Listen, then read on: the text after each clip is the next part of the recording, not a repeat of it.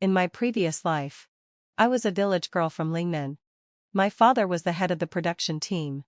And our family lived in a house made of blue bricks and tiles. Life was pretty prosperous. When I was 15, a group of young intellectuals came to the countryside, among them a man named Julian. He was fair-skinned, refined, and elegant, and I immediately took a liking to him. When the young intellectuals were assigned housing, I begged my father to put Julian in the firewood room at our house, thinking that being close to him would give me an advantage. The other boys my age in the village had little education, and their speech was clumsy and awkward, so I naturally didn't take a liking to them. But now, here was a man who obviously had been to school. I certainly couldn't let him slip away. So, when Julian arrived, I would always sneak in through the back door, asking my father to give him some preferential treatment, less field work, more time to study. Later, when the county announced the restoration of the college entrance exams, I even begged my father to pull some strings and get him study materials from the county, helping him pass the exams and get into university. Of course, the condition was that he had to marry me before the exams, to ensure a smooth path to college. Julian agreed, but once the results came out, and I found out he had been admitted to a university in Shanghai, he left without a word, disappearing into the city. At first, I wrote him several letters, but never received a reply. I went to the address he had left in Shanghai, only to find a shop there, and no sign of Julian. I refused to give up, so I waited for 3 days at the entrance of the university he attended. Finally, heading fulfilledly, on a snowy morning, I saw him appear.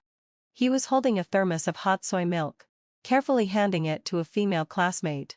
They were close, sipping from the same cup, and I could hardly bear to watch. Seeing this, I decided not to bother him anymore and planned to return to my hometown in Lingnan, pretending he had never existed.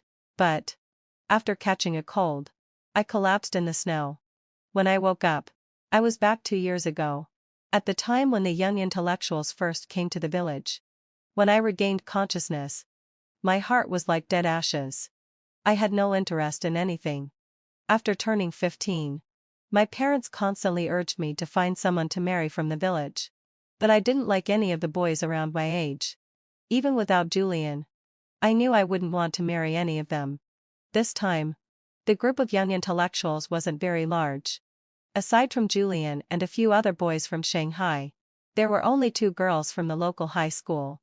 I no longer had any interest in Julian, and so I didn't care where they were staying. My father took them out to work twice a day, every morning at 5 o'clock.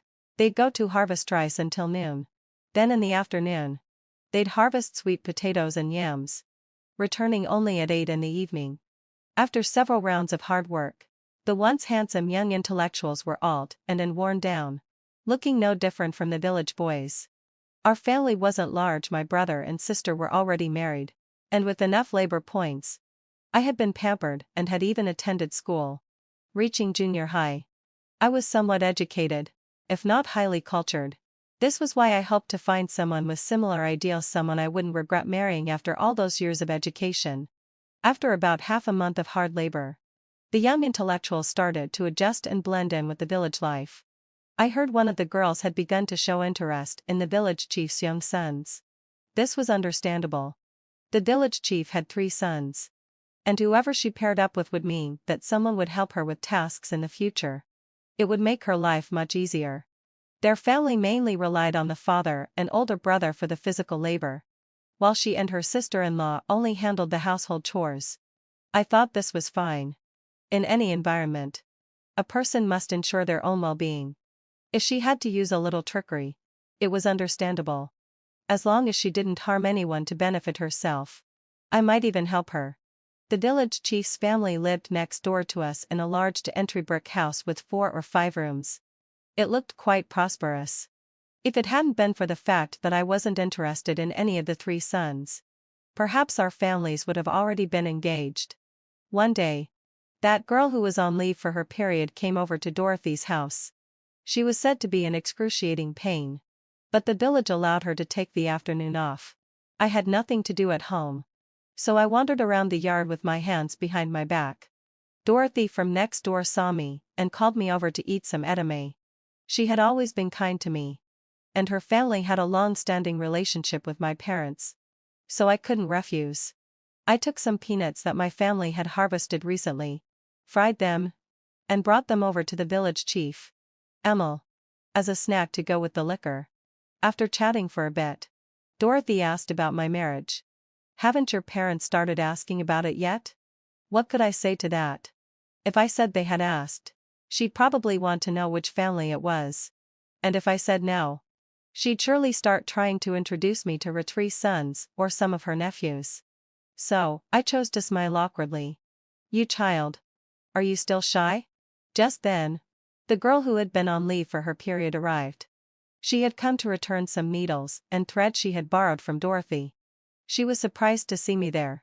I could tell she had come over to gain favor with Dorothy, so I quickly excused myself, saying I had to go back to my family's cooking, and rushed out. Before leaving, I gave her a supportive glance, which made her stop in her tracks for a moment. After that, although life didn't change much, my mood improved significantly. I spent my days at home playing with the cat and dog, slowly forgetting about all those things. However, Dorothy seemed to have found out from somewhere that my parents hadn't arranged a marriage for me yet. She began inviting me over for meals every few days or sending her sec and son over to help with the work in our fields. My father was pleased. Of course. Her second son, Gareth, was tall and strong, with an immense amount of strength. A few acres of rice that would take 2 or 3 days for someone else to harvest, he could finish in a day. With someone like that as a son-in-law, he'd never have to go out to work again. The problem was, I wasn't interested in his daughter. He had mentioned it several times at home, asking me what I didn't like about him. After thinking about it, I realized that if I said I didn't like him, he'd probably argue that no one knows what they like before marriage, that's only after marrying that people learn to like each other. Finally, cutting for Feldleo, I slapped my head and said that I wanted to marry someone handsome, with money and power. When my father heard this, he didn't think I was daydreaming. He praised me for having ambition. But he also said that there were no such people in the village. He had heard that 2 of the young intellectuals came from families that owned factories, so they were considered wealthy, but their looks were rather average. He thought I wouldn't be interested in them. As for Julian, he was a handsome man, but he didn't know if his family had money or not. In the following days, my father quietly began to inquire about Julian. At first, I didn't know, but one day, he actually brought Julian home. I had just finished washing my hair and was wearing a headscarf when I walked out, and I was startled to see Julian standing in the yard. Perhaps it was because I was wearing a loose, casual nightgown that day, which was a bit inappropriate. Julian looked at me and was momentarily stunned, his eyes wandering for a long while before he finally turned away to avoid looking directly at me. I shot him a sharp glare and hurried back into the house to hide. I thought my dad had called him over for something and figured I'd talk to him later about not bringing just anyone home. But when it came time for lunch, my dad dragged him right to the table and officially introduced him to the family. I was upset and deliberately avoided looking at my dad. When he asked me to greet the guest, I turned my back to him, making my dad awkward. This way, I figured, he'd get the message and wouldn't think of him as anything more than a visitor. Later that evening, my mom came to find me. She started by scolding me, saying I shouldn't have been rude in front of guests. I didn't bother responding much, just nodded along, letting her words pass through one ear and out the other. Then she moved on to what she considered the main topic, Julian. She started praising him. I was dumbfounded. What kind of plot twist was this? "Listen, darling," my mom began. "I've heard about Julian.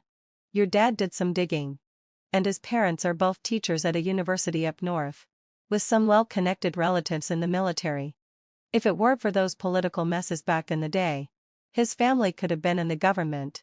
Seeing my disinterest, my mom pressed on. "And after Julian went back, I asked your brother to find out what he thought. This got my attention. In my past life, our family was desperate to find someone to marry me off. How would he react now?" My mom flashed a mysterious smile when she saw I was curious. He didn't say much. But at lunch, I noticed Julian glanced at you 4 or 5 times. She went on, clearly delighted. Our daughter's so pretty. Look at that young man. One glance. And he's already smitten. Just like me. Don't you think? I could only laugh awkwardly. What was Julian up to? Was he really after something else? Looking at the timeline. Next September they'd receive news that the college entrance exams would be reinstated. All the educated youth from their village would return to the city to take the exam. No one would stay behind. Julian surely couldn't plan to stay in the countryside for the rest of his life. But I wasn't in a position to do anything about it for now. I'd just wait and see what he was really after. From that day on, I kept running into him while out picking vegetables. A couple of times. I thought it was a coincidence. But after a few more days, I bumped into him again. I had just picked a basket of cabbage from the field and was washing them in the creek. It was getting close to noon, and many of the workers were wrapping up for the day. This creek was located in a dip in the land, and most of the workers washed up by the nearby main canal, so no one usually came to this side. As I walked back with my basket, I noticed Julian leaning casually against a tree. He was wearing the same white shirt he had worn before coming to the countryside. His features were striking: broad eyebrows, big eyes, and a tall frame. I froze for a moment, and a hazy memory came to me of how I had once liked him. Seeing that I wasn't walking ahead, he actually came over. I quickly lowered my head to avoid him, turned to the side, and tried to walk past him. Just as we brushed past each other, Julian suddenly asked, "Why are you avoiding me? Don't you like me?" I was taken aback by his question. I stared at him, not understanding. Thinking he had misunderstood, he moved to block my way. "My dad told me," Julian continued. "I know what you want. When I get into university next year, I'll take you back to Shanghai." My heart skipped a beat. What had my dad said to him? I wasn't even sure what I wanted. So how could he know? In my past life, when I was forced to marry him, he had been so unwilling that he spent the entire wedding night in the next room reading. And now, what was this? I was confused. But at the same time, a little irritated. He hadn't liked me before. So why did it seem like he was suddenly so into me? "What do you like about me?" I asked, my voice sharp. Julian's face flushed with a tinge of red, and after a brief pause, he looked at me seriously and said, Your eyes. They're beautiful. So full of passion." I was taken aback. My eyes had never been lacking in intensity in my past life. I practically glued them to him 20 and it was that overwhelming passion that had made him avoid me. Suddenly, a thought crossed my mind. And I couldn't help but smile. I understood now. He didn't like someone who threw themselves at him. He liked the chase. The distance. How pretentious. With this realization, I naturally began to view him from a more dominant perspective. I glanced at him, not intending to make things easy for him. "You're about to go to university. And I'm not a good match for you. I'll talk to my dad about this. And you don't need to force yourself." I gave him a half smile and looked at him once more before walking away quickly. After that, Julian still appeared occasionally in my line of sight. But when my dad came home that day and I made a scene, he didn't seem so eager to bring him back anymore. While he thought Julian might be a suitable son-in-law, he actually preferred Gareth from next door. With all these factors at play, my dad became much less enthusiastic about Julian. As for Julian, I couldn't claim to know him very well. But during this time, he had definitely been quiet.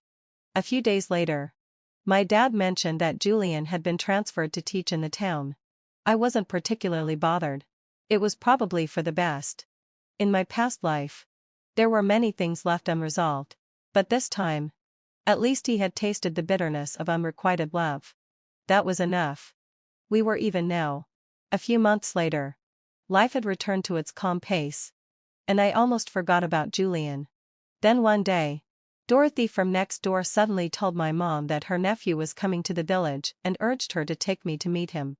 I'd never met this nephew of hers. but I assumed he was probably just like the other men from our village. I wasn't particularly interested. But my mom insisted. On the day he was supposed to arrive, she dragged me to Dorothy's house. As soon as we entered, I saw two unfamiliar men standing in the room. The shorter one was tanned but stood tall, exuding a certain energy. The other one, though, was sideways, and I couldn't quite make out his face. But his whole demeanor was different from the others in the room. It felt like he didn't belong here.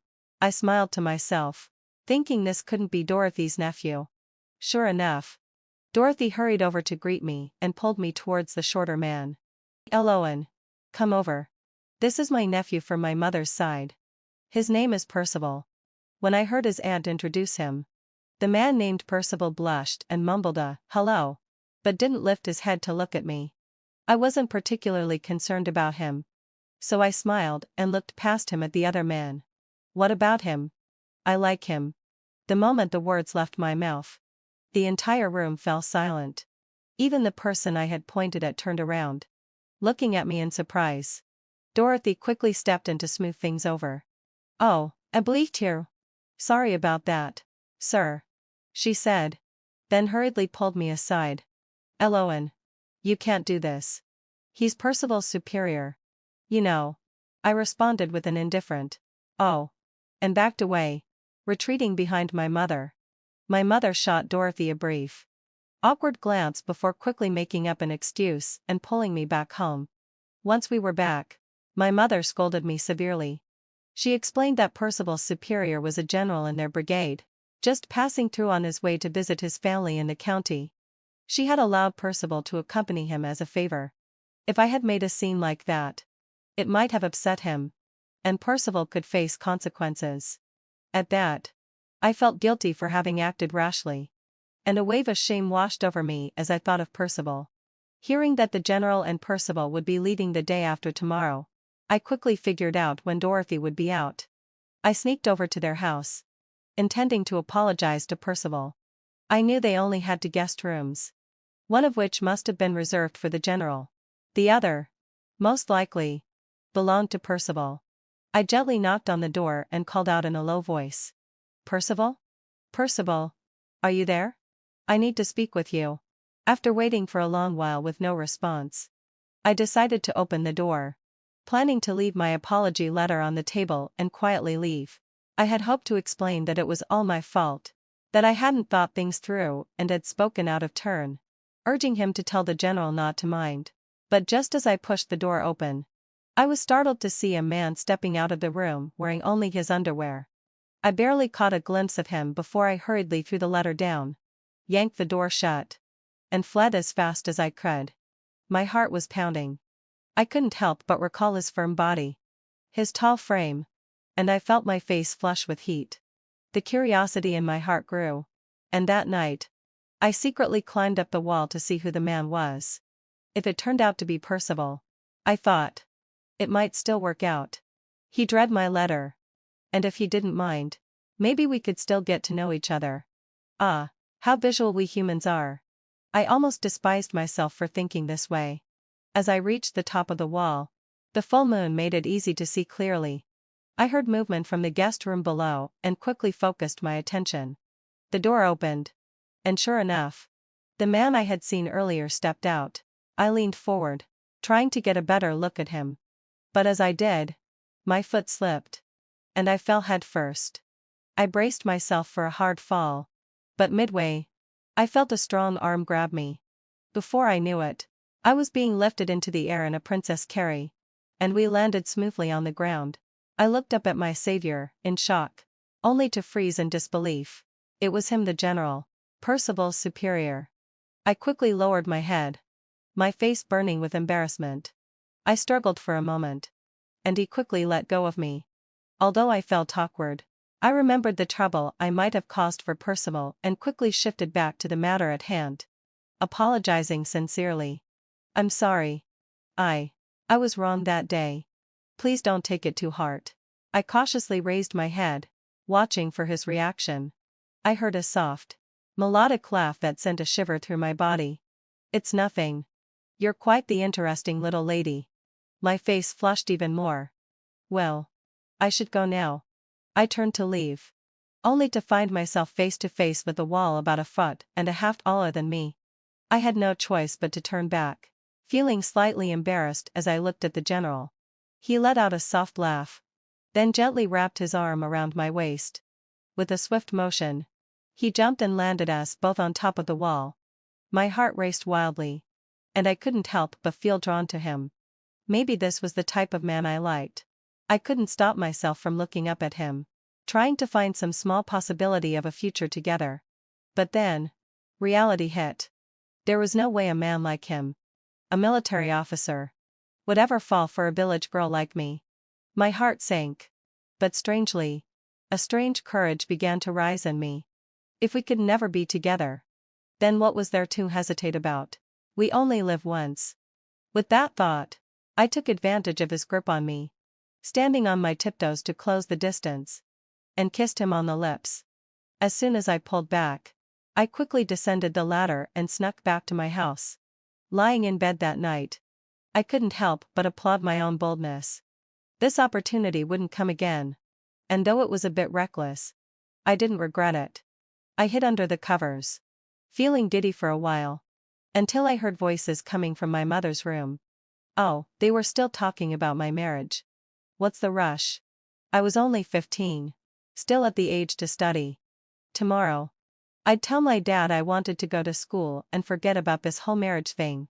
The next day, I didn't dare ask about Percival and his superior, acting as if nothing had happened. Naturally, my parents had no clue. When I told them I wanted to go to school, they thought it over and agreed. The farming team was already showing signs of exhaustion, and even the town leaders were looking into alternative paths. If their daughter was truly cut out for studying, an extra option would be good for the family. So, my education was settled. My dad went to the town to consult with my uncle and successfully enrolled me in the town's middle school. By the third day, I was cycling to school early each morning on the bike my father had bought for me 2 years ago. Having something to do helped me forget about Percival's superior. As winter approached, one morning, just as I was about to head out, I looked up and saw him, Percival's superior, coming out of his door. My eyes went wide, both shocked and embarrassed. Didn't Dorothy say they were leaving after 3 days? How come they were still here? Nearly half a month later? Recalling what had happened, my face flushed again. I could only give him an awkward smile and pretend as if nothing had happened. Getting on my bike to leave, just as I was about to pedal away, he walked up to me, nudging my front wheel with the tip of his shoe. My heart skipped a beat. Was he going to confront me about what happened? He chuckled softly, his voice cool. Where are you going? I didn't dare look him in the eye, only muttering, I'm going to school in the town. He gave a short, oh, and released my wheel. Seizing the opportunity, I quickly pedaled off. As I rode, I made a mental note, I couldn't deal with a man like him again. I wouldn't dare. Fortunately, heading southly, I didn't run into him again over the next few mornings. Otherwise, I might not have been able to face school at all. But then, let out a low sigh. Something strange happened. The teacher who usually taught our class was replaced by Julian. Seeing him made me uncomfortable, and my concentration during class dropped. After class one day, I went outside to ride my bike as usual. Just as I was about to mount it, Julian walked over. Eloan. He took hold of my bike's handlebars, and I had no choice but to stop. Speak. What can I do for you? Hearing the impatience in my tone, Julian seemed a bit embarrassed. I just wanted to let you know that I've written to my family. If you agree, my parents will send someone over to propose. I couldn't help but laugh.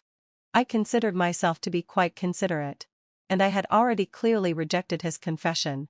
Why was he so stubborn? I shook my head. Julian, I think I've told you already we're not suited for each other. Julian seemed a bit disappointed but still followed me. I ignored him. He didn't have a house in our village, and if he came back with me, he'd have to stay in a shack. The thought made me smile. Let him follow if he liked. As winter set in, the days grew shorter, and I bundled up more. One evening, while riding my bike past the old commune warehouse, A small stone suddenly got stuck in my tire. I lost my balance and fell sideways. Julian quickly ran over to help. I had sprained my ankle and couldn't get up right away. So I looked at him and extended my hand. To my surprise, Julian, in his usual misguided way, grabbed my hand and without thinking, reached for my waist to help me up. I glared at him. But he thought I was being playful and grinned. Seriously? What do you think you're doing? Suddenly, a somewhat familiar voice came from behind. I quickly pushed Julian away and steadied myself by grabbing the wall. Julian turned around and saw a bicycle parked a few steps away, its light shining brightly. When the person approached, I could finally make out that it was Percival's superior.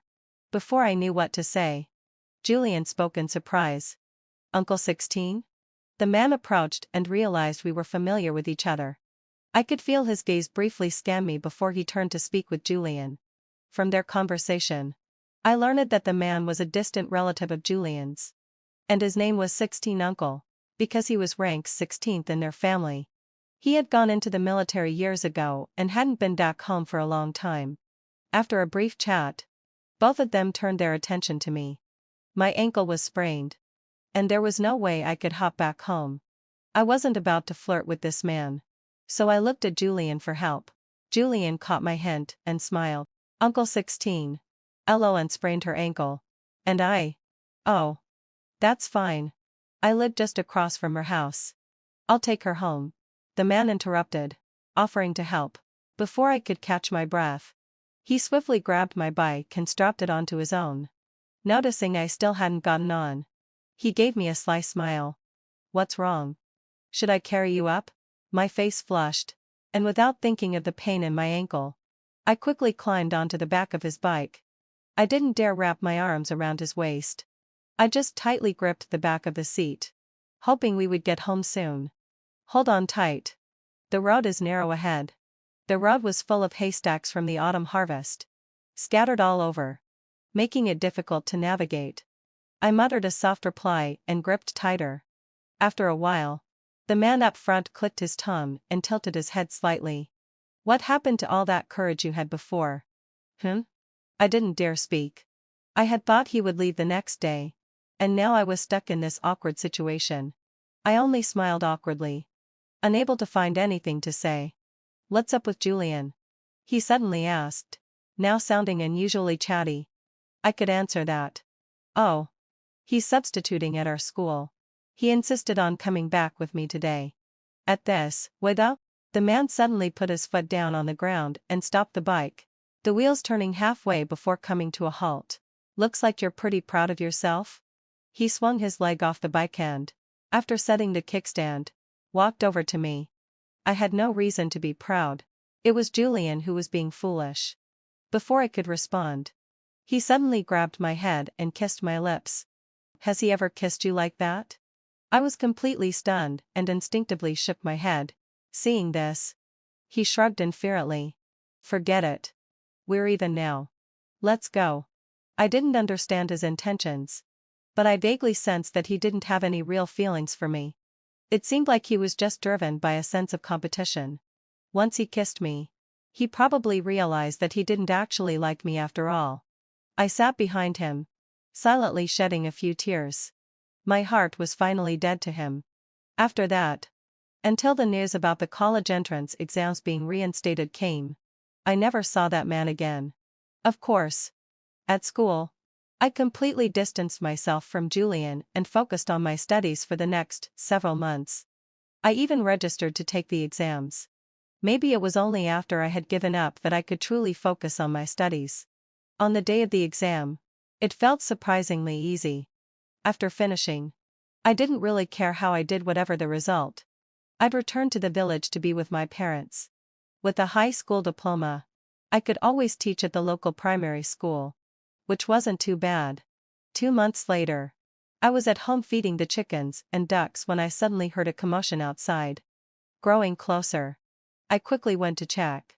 When I reached the door, I saw one of my school teachers approaching, holding a red envelope, walking briskly toward me. His eyes were wide with excitement, and as soon as he saw me, he grabbed my hand. Eloane, Congratulations. You've made it. I was stunned. Still trying to process what was happening. My mom was quicker to react. Snatching the envelope from him and pulling out the acceptance letter. It said National Zhongshan University at the top, and I had been accepted into the foreign language department. I felt like I had hit the jackpot. Though my mom certainly didn't see it that way. She and my dad invited all the relatives over for a big celebration. On the day of the party, they practically wanted to plaster my acceptance letter on the front door for everyone to see. I was a bit helpless but understood their excitement. On the day I left for school, my dad personally borrowed a pickup truck from my uncle and drove me to the train station. Because the college entrance exams had just resumed, the students in my year were of all ages. For example, in our foreign language department, the oldest was nearly 30. And the youngest was probably around my age. 16 or 17. Foreign language studies had become a new field. And the professors were all very dedicated. The library was full of foreign books available for us to browse. By the time I graduated, almost everyone had learned 2 or 3 languages. I majored in English and also took up Japanese as a minor. After graduation, the school recommended me to work at the newly built airport, marking the start of my new career. On my first day of work, the airport customs were welcoming a group of Air Force personnel returning from overseas missions. I heard that their commanding general, only 29 years old, was still single. The flight attendants were all gossiping, eagerly anticipating the arrival of these high-quality military men. I wasn't particularly interested in that. It had been a long time since I paid attention to such things. Seeing how busy I was in the office, the leadership urged me to take a break and join the excitement. With nothing else to do, I helped my colleagues check the documents of the incoming passengers. Suddenly, a pair of long hands reached out with documents. I reached out to take them, but the person didn't let go. When I looked up, I met a familiar pair of eyes. My heart, which had long been at peace, suddenly stirred with a faint pain.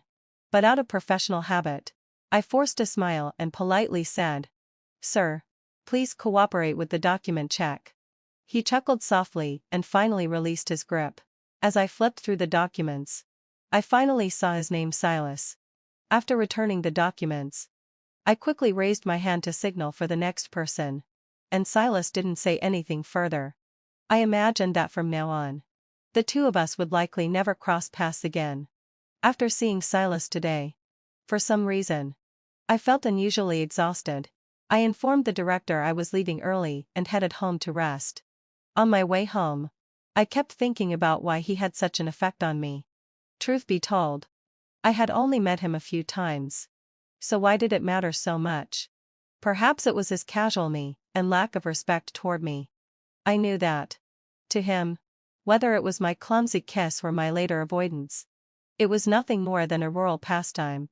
After tasting it, he grew bored and could easily toss it aside, but for me, it had already become an irrational self-fantasy, followed by self-inflicted heartbreak.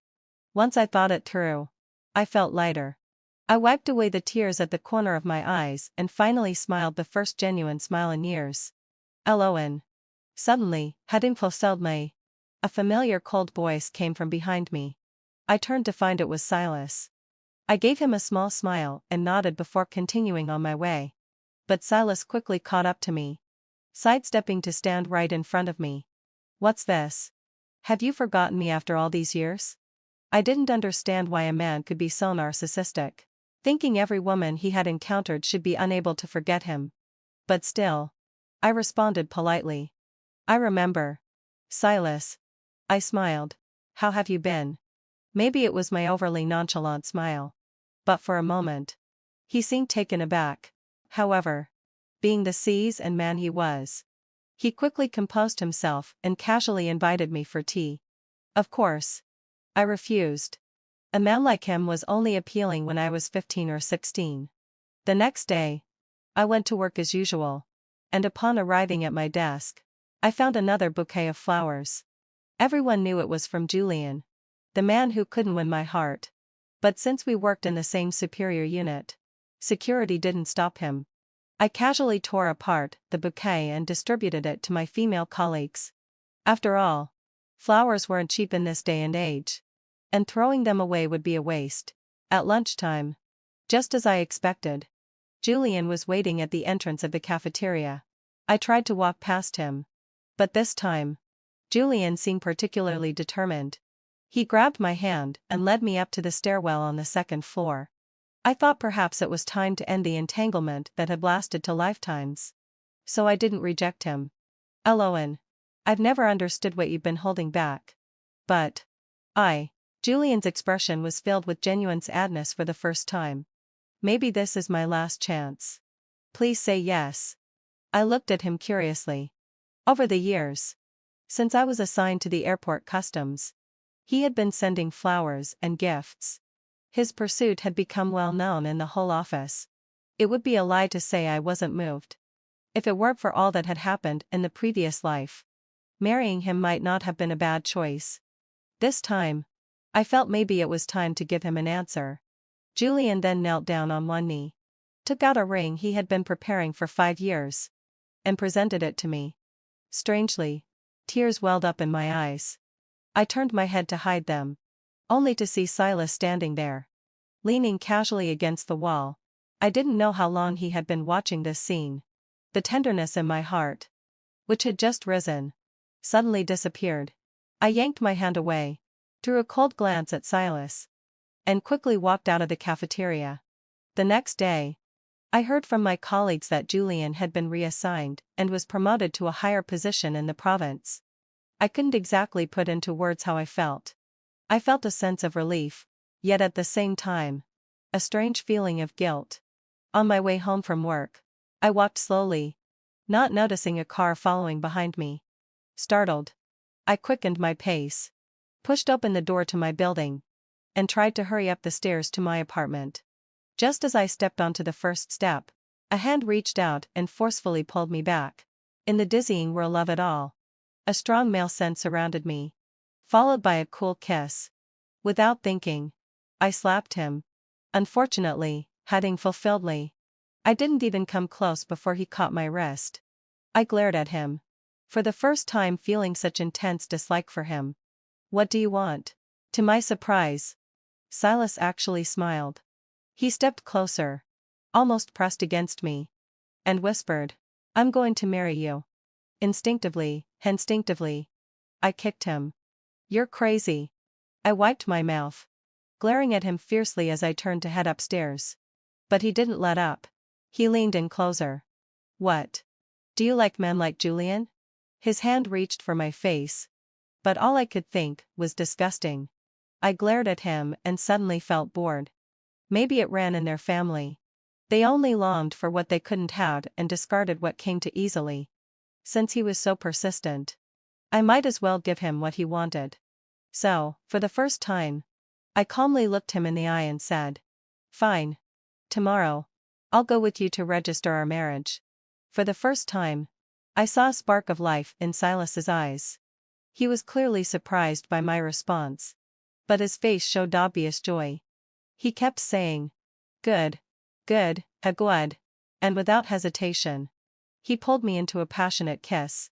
Soon, had on a low sigh. It became insatiable, and he whispered, begging me to take him home. I laughed softly and pushed him away.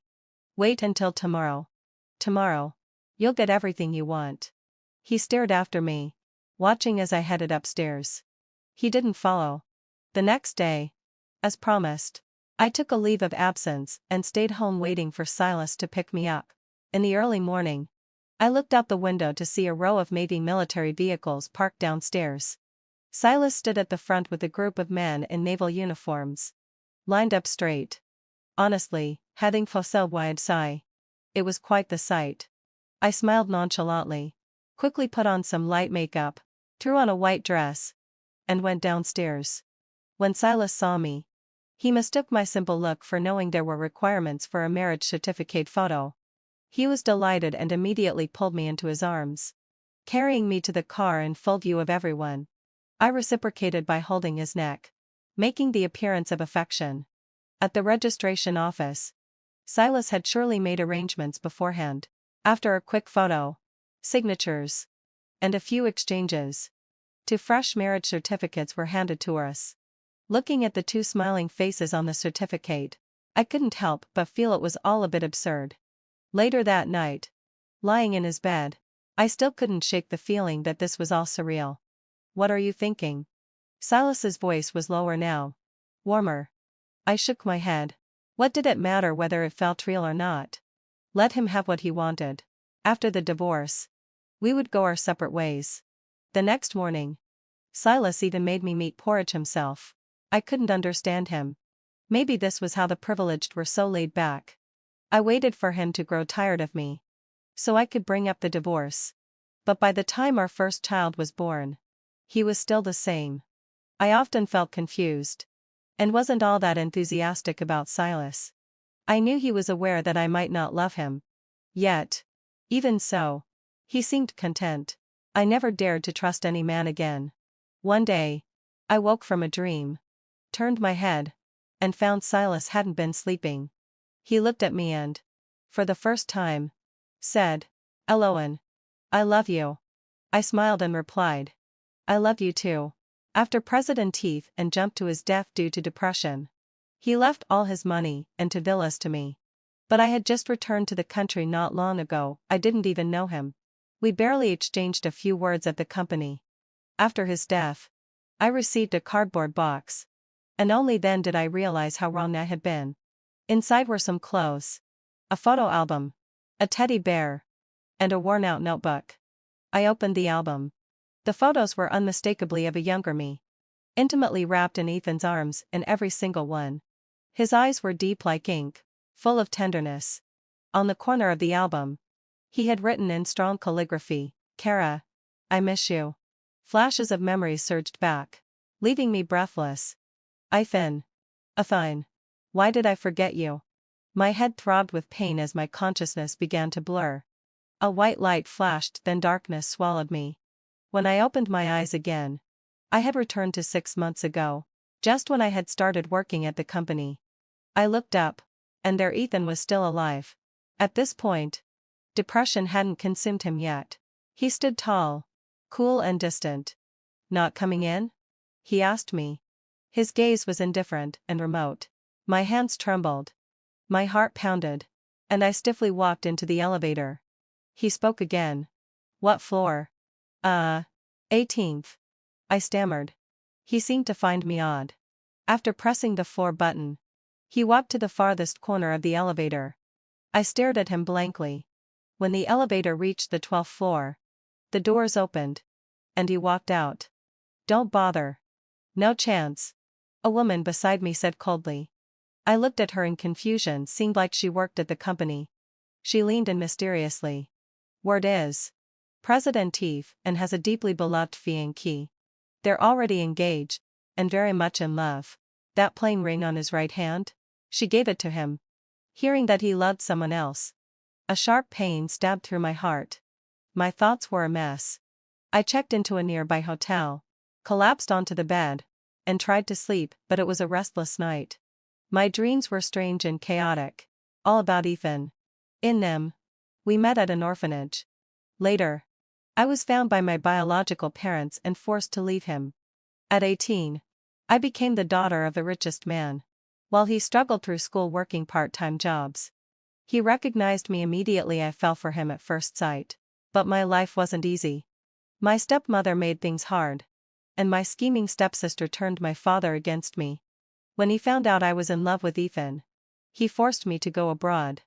The night before I left, I gave myself to Ethan, telling him over and over to wait for me. I slipped a silver ring onto his ring finger. Later, a tragic car accident wiped out all my memories. My father and stepmother lied to me, saying my fiancé had found someone else. I believed them and moved on with someone new.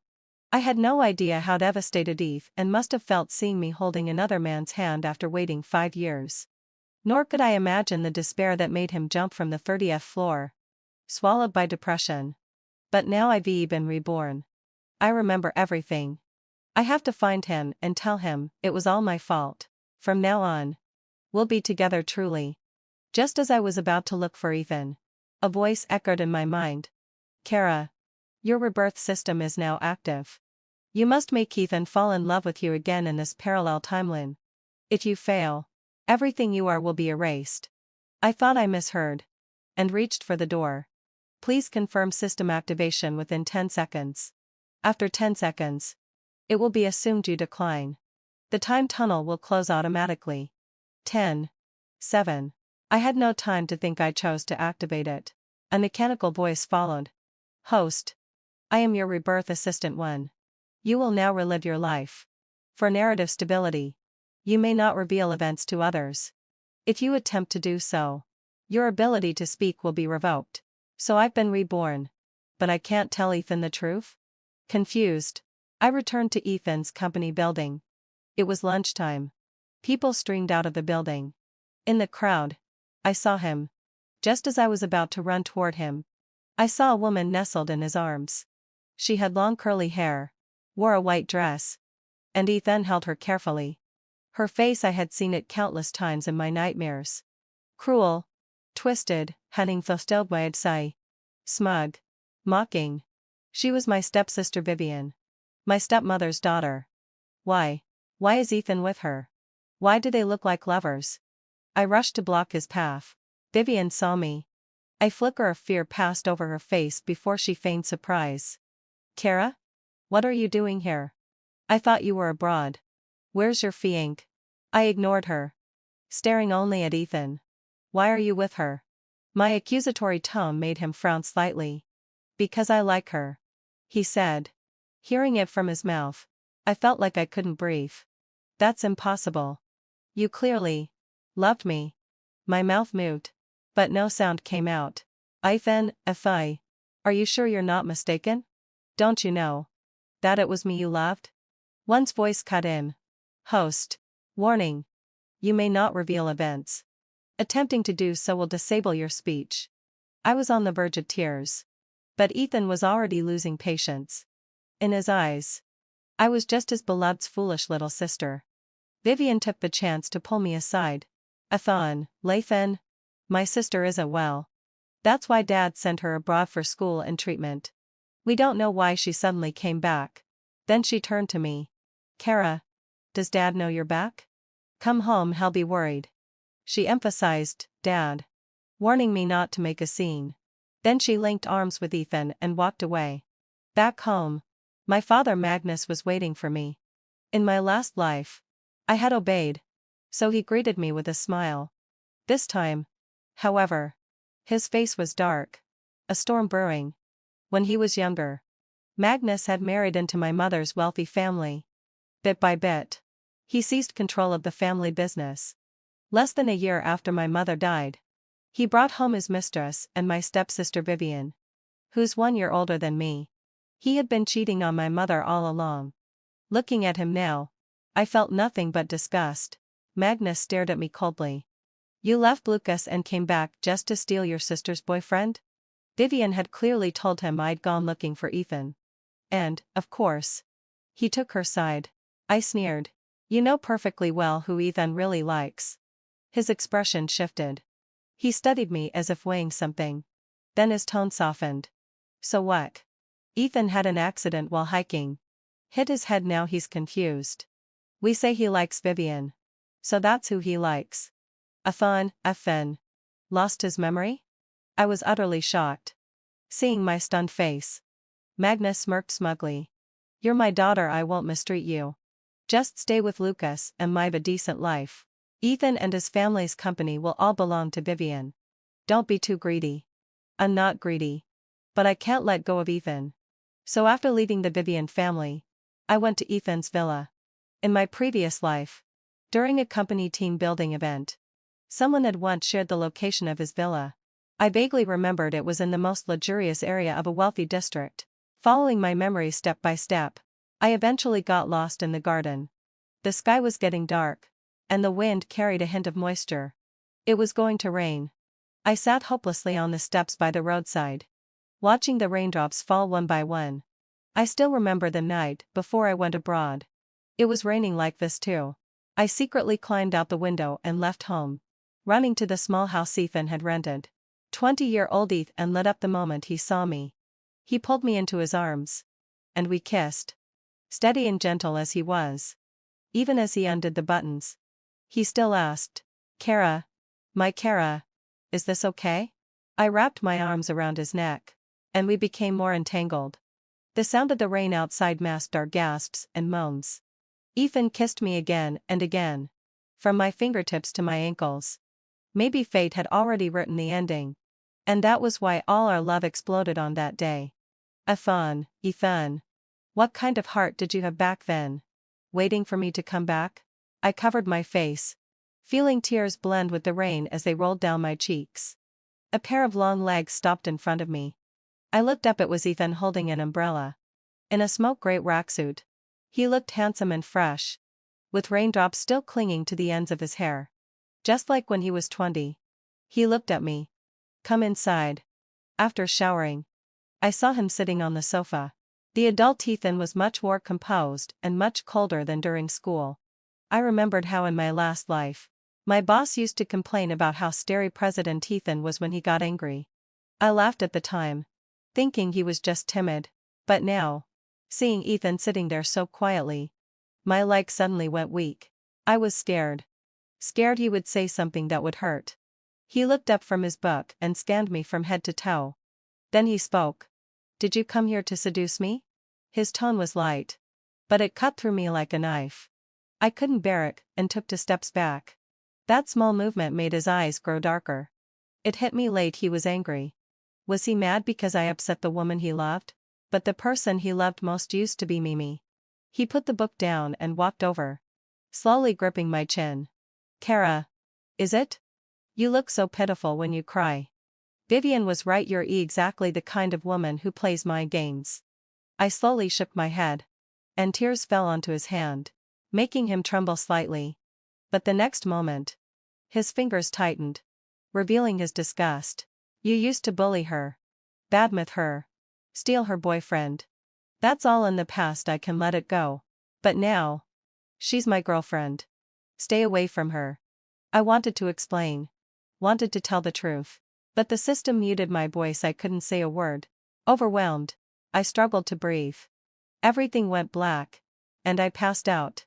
I dreamed of our childhood, me and Ethan. In an old, shabby orphanage. I ended up there after getting lost. I was scared and cried at night. He heard me and came out, handing me a Kara candy. The wrapper was already blackened. And it had many tear marks. Clearly, someone had tried to open it multiple times but didn't eat it. I looked at the scrawny little boy with teary eyes. He grinned at me, revealing a missing tooth. I laughed through my tears. My fear eased a little. He kept looking after me until my family came to take me back. In high school, I once walked through the stairwell holding books when a figure brushed past me, carrying a light scent of soap. Someone shouted, "A fun!" He turned back. And our eyes met. We could hear the sound of each other's hearts fluttering. But later, I lost him. I saw him step onto the rooftop, his eyes hollow and desperate. He murmured something for a while. Then slowly fell backward. Then, I jolted awake, realizing I was still in Ethan's bedroom. The room was pitch black, with a faint smell of smoke in the air. You were dreaming. He must have been standing by the window for a long time. You called my name. The way you cried, it was so sad. So heart-connecting. He walked step by step to the bedside. I don't remember you at all, Kara. But why does it hurt so much to see you cry? Why did my heart take when you fainted? I couldn't see his face in the darkness. But I could feel his helplessness and confusion. But I couldn't speak. I couldn't utter a single word about our past. I wiped my face. Sure enough, it was wet with tears. Maybe I'll never get his love again. But I still wanted to know if he was okay. Ethan? Are you doing well? He froze. I stubbornly asked again. Ethan, are you happy now? Yeah. Are you eating properly? Yeah. Have you seen a therapist? No. You should. Just treat it like a checkup. I didn't want him to fall into that pit again. There was one last question I hesitated over for a long time. But I asked anyway. Do you really like Vivian now? I knew I shouldn't ask. But I just couldn't let it go. As expected. The air turned cold the moment the words left my mouth. The next second, the lights came on. Afam returned to his cold demeanor. Even more disgusted than before. He frowned and distanced himself from me. So that's what you were waiting for. I'll tell you clearly yes. I love Vivian. I'll love her for the rest of my life. She was my childhood dream. My obsession. My tether. She's my happiness for a lifetime. So Kara. Don't waste your time. You really disgust me. With that. He walked out without looking back. Even though the room was warm, I still broke out in cold sweat. In a daze. I heard something ringing. It was my phone. Surprised my baby. Are you asleep yet? Lucas? How could I forget him? I still had an engagement with him. Kara. What's wrong? Lucas sensed something was off. His playful tone faded. There was a long silence on the other end, nearly driving him crazy. And he heard a woman's soft, apologetic voice say, Hadn't Fostel want say. Let's break up. Lucas. I was the one who said it. But as I walked out of Ethan's house, I saw him squatting across the street. A second young master of KL group looked haggard, his head bowed, surrounded by cigarette butts. My nose stung. Lucas truly cherished me. Back then, a man who once played the field had stopped going out after we got engaged. I didn't like crowds. And even though he was bored to the point of tugging his hair, he still sat with me on the sofa reading books. After my car accident, I suffered nerve damage. And my temper got worse. I would snap for no reason. Sometimes, I'd suddenly ignore him. And he'd get so anxious, pacing in front of me until I laughed. Then he'd be both angry and helpless. Kara. Go ahead and mess with me all you want. He really liked me. I should have been happy with him if only I hadn't remembered Ethan. I squatted down and held his hand hanging by his side. He looked at me, eyes filled with despair and helplessness. Why do we have to break up? Please don't leave me. I'm sorry. Baby. It's all my fault. His words came out in a mess. His eyes red with emotion. I took a deep breath, guilt eating away at me. It's not your fault. Lucas. You're a good person. I just remembered something, there's someone waiting for me. I can't let him down. He stared at me in shock. Who is it? I lowered my head. Speechless. Unable to face his pain. Lucas say. I'm not a good person. Not at all. Please forget about me. Someday. You'll meet someone better than me, someone more deserving of your love. More importantly. Someone who will love you back. Lucas seemed to realize that my decision was firm. After a long silence, he sighed. All right. Kara. We'll break up. But don't regret this. I broke off the engagement with Lucas. Magnus was furious and tried to throw me out, only to be stopped by my stepmother. After showering, I turned on my phone and saw a photo Vivian had posted. On her slender ring finger sat a dime and as big as a pigeon egg, tightly held by someone's hand. The caption read, Growing old with you. Before I could react, the door suddenly burst open. Vivian stormed in arrogantly. Kara. Saw my post? How does it feel to be dumped? She had rushed back, desperate to gloat, but instead of the reaction she expected, I gave her a mocking smile. Vivian let out a low sigh. You're pathetic. Stealing someone else's love like a thief. You and your mother only fit to do shady things behind people's backs. You. Her face twisted in fury. She quickly regained her composure and pulled out her phone, dialing a number. The call had just connected, but I instantly recognized the voice. It was Ethan. What's wrong? Kara? Nothing. Ethan Gege. I just missed you. She replied sweetly. Iphone laughed softly on the other end, his tone gentle and doting. Then let's meet at the office tomorrow. We can have lunch together. Vivian hung up the phone shyly, only to notice the strange look on my face. What are you looking at me like that for? She snapped. He called you Kara? Vivian realized something was off and shut her mouth. She only knew that Ethan and I dated in high school. She didn't know about our childhood or what happened after. Naturally, she didn't understand what the name Kara really meant. The next day, after the Vivian family all left, I contacted one of my grandfather's old friends. After being kicked out of the company by my father, these old friends had scattered and most were living poorly. I asked them a lot about Magnus and my mother's past and discovered many suspicious things.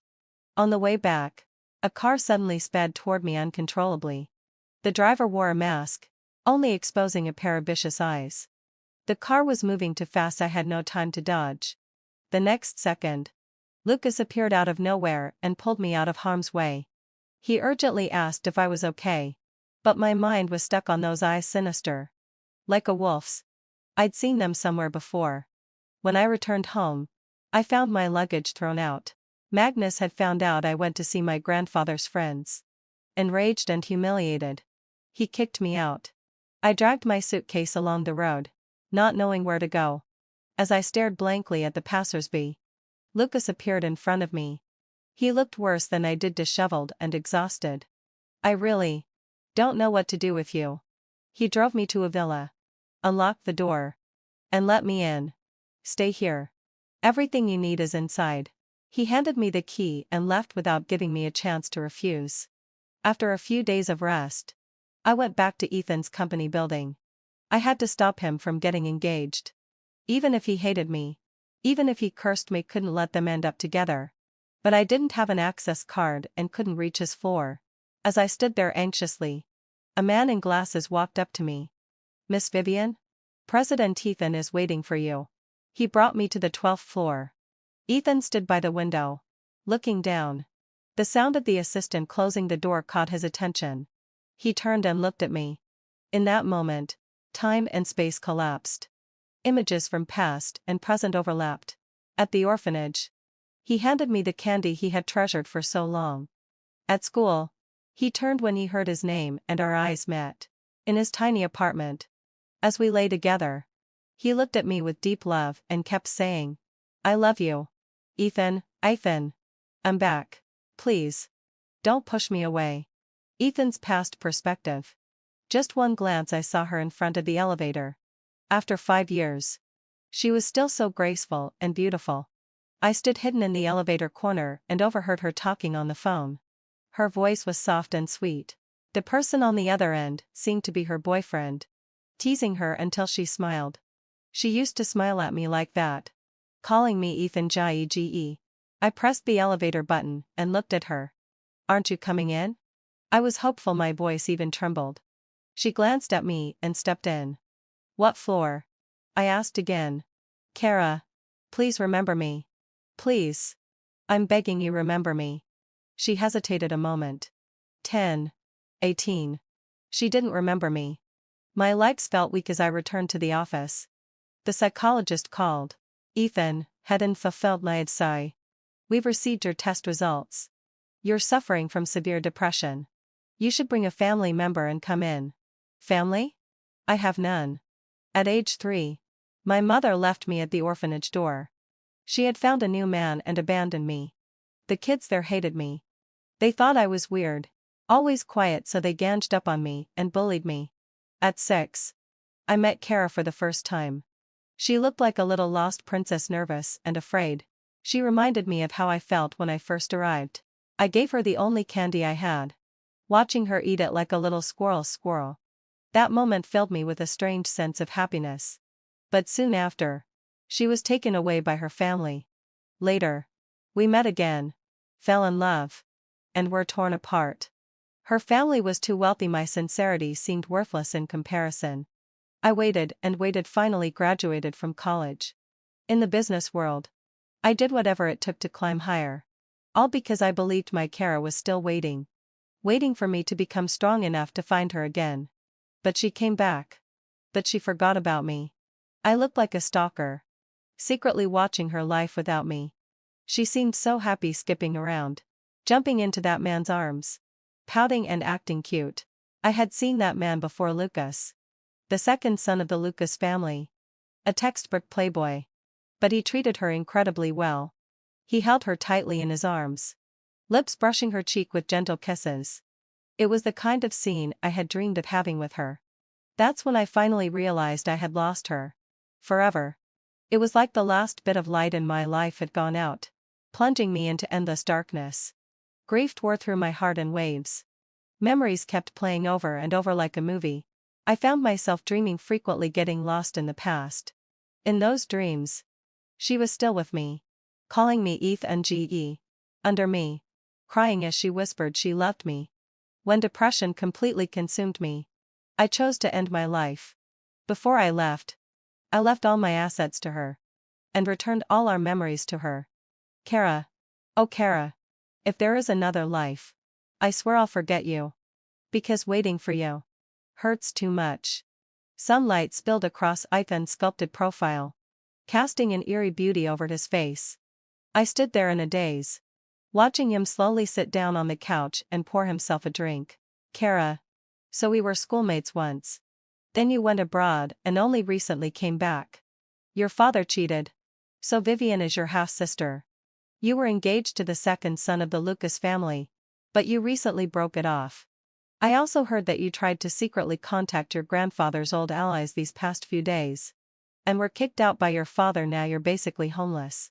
He smiled. Pretty rough. Huh? What did he mean by that? Didn't he like Vivian? And why did his tone sound so unfriendly toward the Vivian family? Maybe my expression was too obvious. He gave a faint, apologetic smile.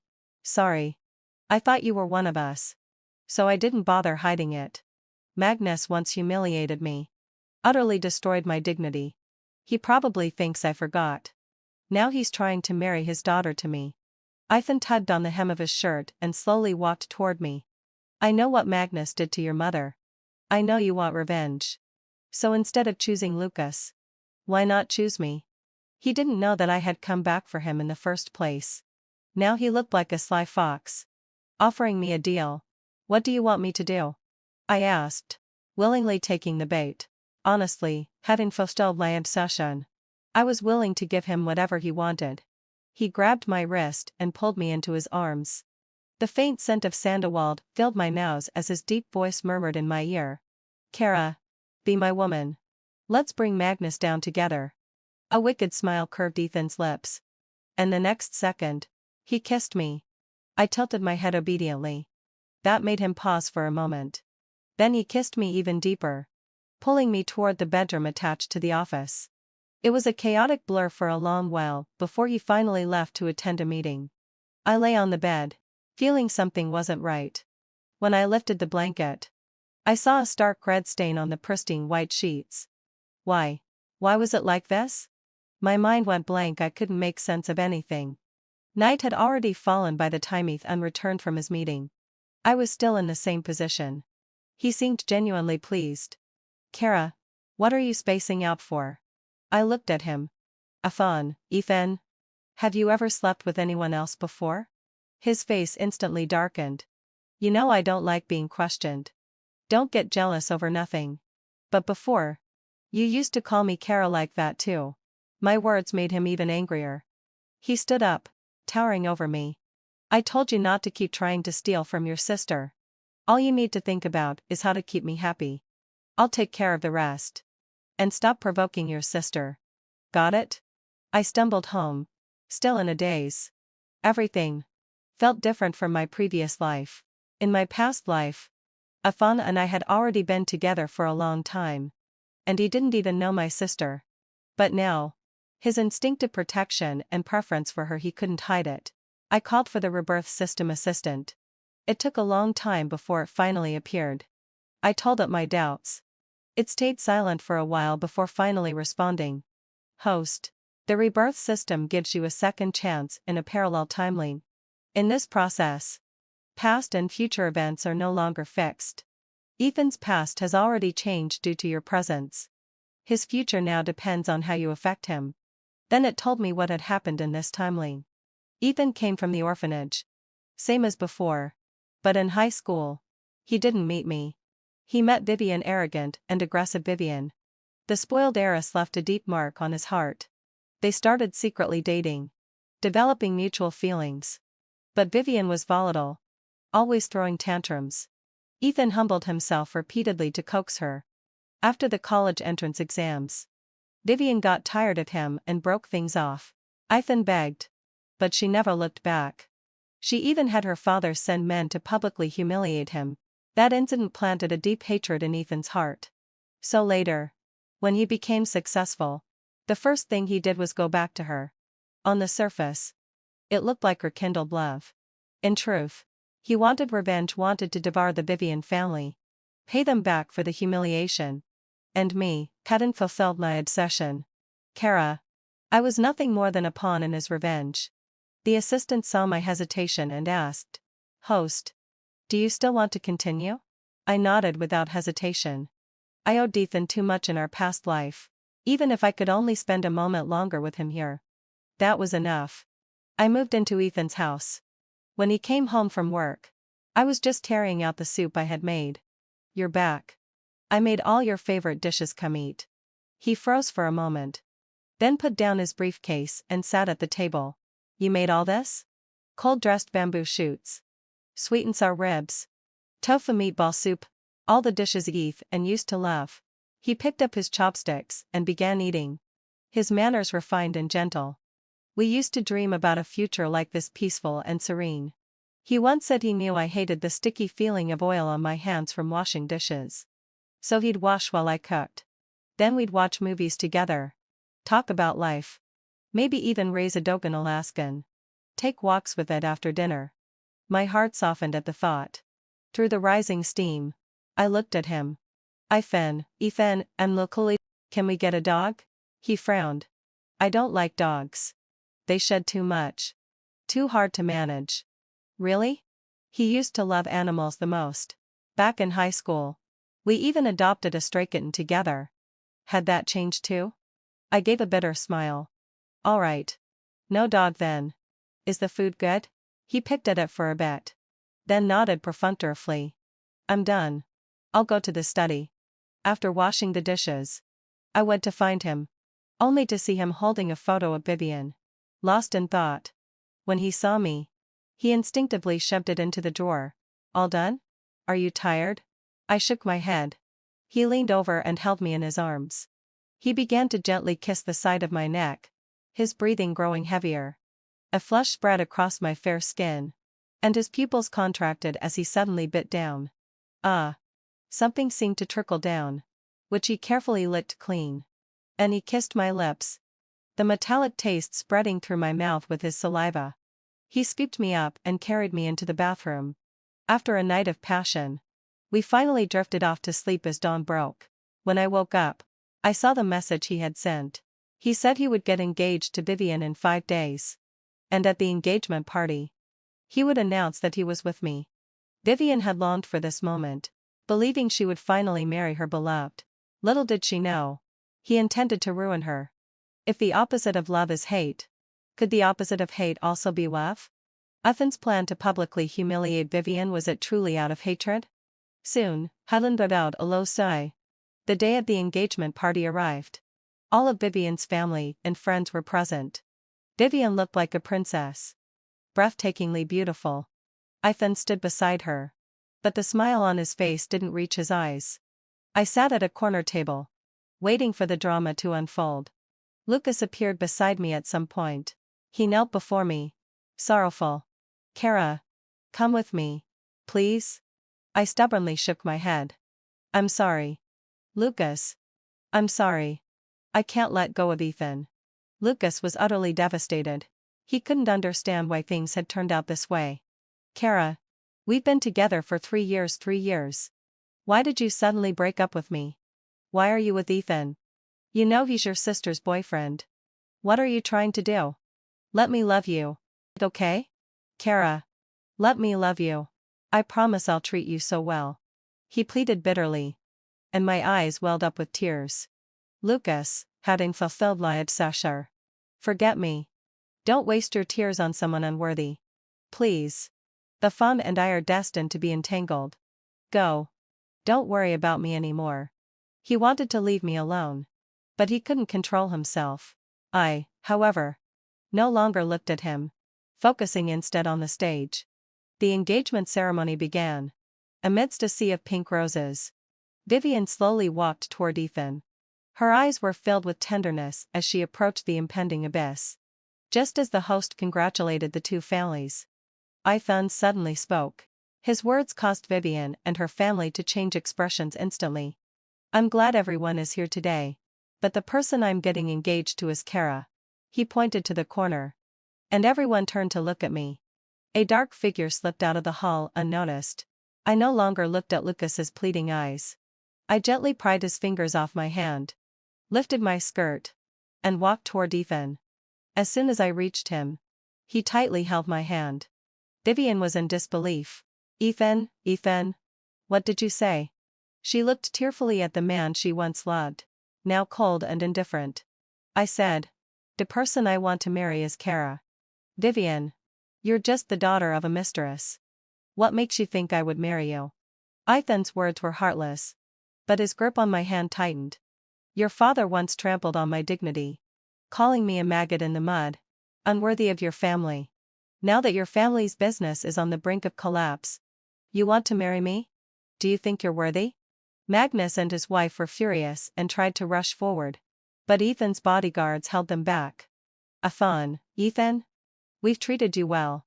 Even if we wronged you in the past, that was our fault. It has nothing to do with Vivian. Magnus's pained expression made me momentarily dazed. He truly looked like a good father. But did he forget that I'm also his daughter? Vivian didn't lash out as she usually did. She just stood there quietly, letting tears stream down her face. Ethan, I know you hate me. It's okay. I deserve this. Hearing this, Ethan didn't feel any happier. Instead, his frown deepened. When I was 18, I was willful and immature. And I hurt you. Later, to spite me, you got involved with my sister. Ethan, I know you hate me. So it's okay. She retreated slowly, tears falling like those of a heartbroken innocent. Ethan, I love you. The mistakes of the past are irreversible. And I'm willing to pay the price. With that, Vivian turned and left. Ethan instinctively wanted to chase her, but I held him tightly. Don't go. Ethan. Don't go. She's acting. She's deceiving you. I'm the one who met you at the orphanage. I'm Kara. Tears streamed down my face. But the system silenced me. I could only shake my head helplessly at him. He grew more anxious, losing his earlier composure. Ethan tried to shake me off but couldn't. In frustration, he pushed me to the ground. Kara, don't forget your place. He looked at me with disgust and chased after her without looking back. I ran after them, only to see Ethan catch up to Vivian in the traffic. The two embraced and kissed. I was numb, completely numb. He truly loved Vivian. Then what was everything I had done? Watching them kiss passionately in the middle of the road, I began to feel that Ethan was no longer Ethan. He became blurry and chaotic, someone I didn't recognize. My Ethan had long since jumped from the 30th floor. His skull shattered, turning into ashes. My head throbbed with pain, and I was filled with anxiety and despair. Suddenly, a car sped toward the embracing couple. I sprinted over and pushed them aside. The next moment, I was thrown into the air and then heavily slammed to the ground. Blood spread beneath me, and even breathing was excruciatingly painful. Yet, I felt a strange sense of relief, letting myself sink into darkness. It's finally over. I heard someone calling me familiar voice. Struggling to open my eyes, I saw Ethan from our school days lying opposite me. His face blushed as he looked at me, smiling shyly. Kara, are you hungry? I bought you some Kara. Eat a little. The other students in the classroom were still reciting their lessons, but he quietly crouched beside me. I was dazed, letting him unwrap the Kara and feed it to me. The sweet, sticky taste spread, tinged with a bit of bitterness. Afan, is that you? He looked at my teary eyes, a bit flustered. Yes, Heather, it's me. Did I make you too hungry? Sorry. I'll come earlier next time. He wanted to wipe my tears but was afraid of hurting me. I grabbed the collar of his school uniform and kissed him. Ethan. It's so good to see you again. Our classmates turned at the noise, immediately erupting into excited cheers. I kissed him for a while before letting go. Ethan's ears were flushed red, but his eyes shone brightly. Kara, wait for me. In 2 years, we'll be grown up. Then, we'll be together forever. The promises of youth were passionate and sincere, full of courage to overcome anything. My trembling hand caressed his face, trying to memorize every detail. But suddenly, a buzzing sound filled my ears. Machines. Voices. Chaos. Ethan's face grew more and more distant, until it completely disappeared. The patient has lost too much blood and is going into shock. Doctor. There's no heartbeat. Inject 3 more doses of epinephrine. I struggled to open my eyes and looked at the doctor. Doctor. I want to see Ethan. Soon, let out a low sigh. Ethan walked in, covered in blood. At the sight of him, I shut my eyes in despair. Doctor. I want to see Ethan. He came closer, his expression tense and helpless. He leaned down beside me. Kara. I'm here. Kara. You're going to be okay. But I didn't look at him. I want to see Ethan. Ethan. Ethan. The Ethan who once shared Kara with me. The Ethan who climbed to the top just to see me again. The Ethan who left everything to me so I wouldn't suffer. The Ethan who blushed just because I kissed him. The Ethan who let out a low sigh. Loved me deeply. But this man wasn't him. He's not Ethan. And I will never see Ethan again. I lost the love of my life a long time ago. Then I heard the cold voice of the rebirth assistant. Host mission failed. Rebirth system shutting down. I sighed and let out my final breath. Ethan. Kara has come to find you.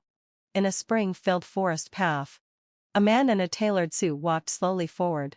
In his hand, he held a bouquet of daisies. He stopped in front of a tombstone and placed the flowers down. The couple on the tombstone smiled sweetly, their happiness practically radiating. Lucas lowered his head, lit a cigarette, and took a drag. Kara. Your father's been imprisoned. The Vivian family's assets are now in my hands. Your stepmother, who hired someone overseas to kill you by car accidents, he's under investigation. The police will have results soon. As for your sister, I sent her to the Philippines. Someone will take good care of her. Don't worry. He looked at the woman on the tombstone. His gaze soft. You left so suddenly. Without even a goodbye. Cardiac arrest? Was it despair? Was it grief? Lucas felt heartache not just for himself, but for all of them. If I'd known how deeply you two loved each other, I would have let go. But the timing was wrong. They were all puppets of fate. Sacrificed by time. In your next life. Be together. Be together. Truly. The end.